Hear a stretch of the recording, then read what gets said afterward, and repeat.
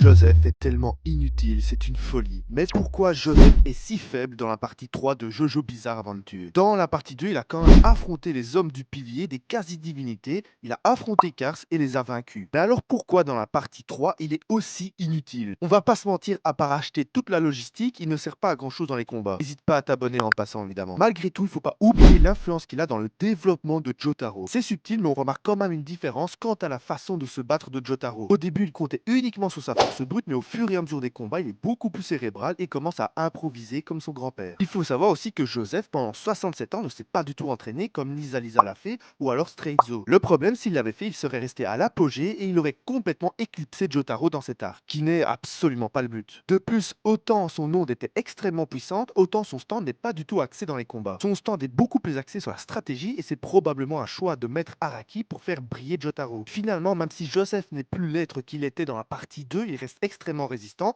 très fort et a un rôle très important pour la partie 3. N'hésite pas à me dire ce que tu en as pensé en commentaire, ton avis personnel, etc.